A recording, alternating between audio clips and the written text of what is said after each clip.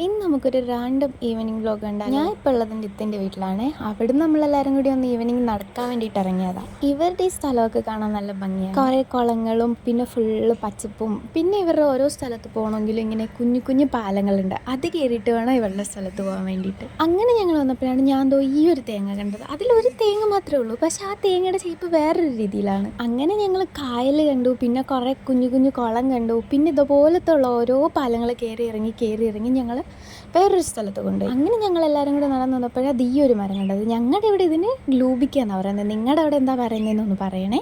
എന്നിട്ട് പിന്നെ ഇവിടെ ഒരു ഡ്രാഗൺ ഫ്രൂട്ട് ഉള്ള സ്ഥലം ഉണ്ടെന്ന് പറഞ്ഞു. അപ്പോൾ നമ്മൾ അവിടത്തേക്ക് ചെന്നപ്പോഴത്തേനും പഴുത്തതൊന്നുമില്ല, ഫുള്ള് പച്ചതേ ഉണ്ടായിരുന്നുള്ളൂ. പിന്നെ അതൊക്കെ കണ്ട് തിരിച്ചു വരാൻ നേരം ഈ ഒരു അടിപൊളി വ്യൂവും കണ്ട് നമ്മളിങ്ങനെ നടന്നു വന്നേ.